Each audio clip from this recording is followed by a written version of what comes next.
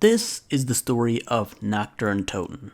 By the way, this is going to be a repost of the first Nacht video. The first one was an experiment that I wanted to try. I wanted to get into how the four characters would have felt seeing something that they'd never seen before. Their emotions as they were being attacked by zombies. But it didn't feel right to add to a story that's already written, so I'm just going to stick with what the chronorium and any intel from the game says from now on. Now, Nacht und Untoten has a very, very short story that doesn't explain much about where the zombies came from, so let's go back in time a little. Nacht und Untoten takes place in the Ultimus dimension, the dimension where these guys come from. The first known meteor containing element 115 hits near the Tunguska River in Siberia in 1908. As time passes, more meteors were being discovered around the world. On February 4th, 1931, one of the larger element 115 deposits was discovered near a city in Germany called Breslau. A German scientist named Dr. Ludwig Maxis was then sent to investigate those deposits. 3 months later, he founded an international research team called Group 935 to study this new element. This group was meant to represent the future of technological advancement, as Maxis put it. In 1936, Maxis invited Dr. Edward Richthofen to join the group,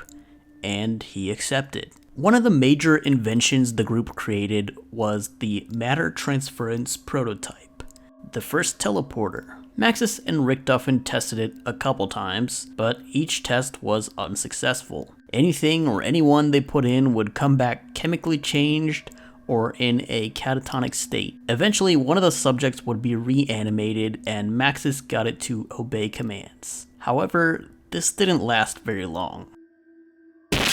Stand up. Stand up! Good. Look at me. Over here. Good. Now walk forward.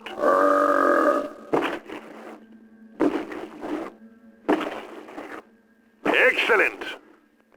Further. Keep coming. It's all right. Stay there. Calm down. I order you. Kill it. Bring me another. Richthofen also began developing the Wunderwaffe DG2.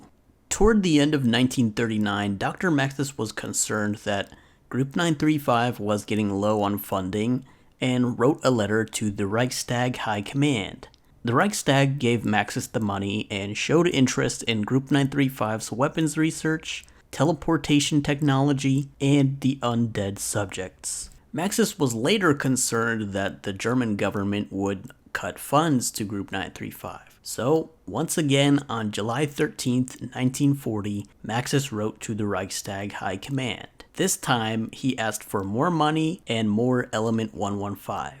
Germany agreed and gave Group 935 two new facilities, one at an old theater and the other was an asylum at Wittenau Sanatorium. Germany requested that the Japanese Imperial Army also give 935 the Rising Sun facility, and the Japanese agreed. In December of 1942, Dr. Maxis was transferred to Kino to make Germany's undead army. 2 years later, Maxis successfully creates an undead army, but believes that they cannot be controlled or maintained. On June 4th, 1945, was when Nacht und Untoten happened. The chronorium says an Allied plane malfunctions over an airfield and crashes. German army trucks transporting the undead and Element 115 between Group 935 facilities is struck in the crash. Oh, it's supposed to say are struck in the crash. Whoops. Anyways, the Marines surviving the crash hold out against the undead as long as they can. Now, to me, that description is not very clear whether the Marines made it out of Nacht alive or not. And when I read that they hold out against the undead as long as they can, my first thought was that they kept going until they couldn't. After all, they're only humans, and there were no perk drinks to keep them going, and eventually the place would get overrun, right? Also, no one is controlling the zombies at this point in time, so they're kind of just following their instincts. But then in Zombies Chronicles, Dr. Monty has this to say about Nacht. Nacht der Untoten. That translates as Night of the Dead. I learned that tonight. Been trying to scrub up on my German, you see. Anyway, it happened in an old concrete building on an airfield somewhere in, I don't know where. I remember it being really small, simple by today's standards. I think there was a fog. Not a lot of it, certainly not coming into the building itself. You know what I just realized? You weren't even there. At least not at first. It was some other random, forgettable soldiers that had the misfortune to live through that horrible night, or Nacht, as it was actually known. Yeah, I speak German now.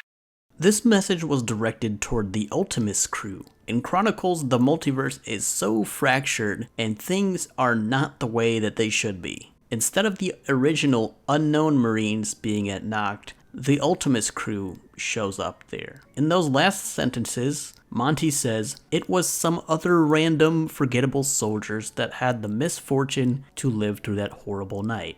Well, I guess it's fair to say that because he said live through that horrible night, that would indicate that the Marines survived Nacht. There's nothing to really tell us 100% what happened after Nacht, because after that, we don't hear about these guys at all in the timeline. Let me know in the comments what you think. Did they survive or did they die?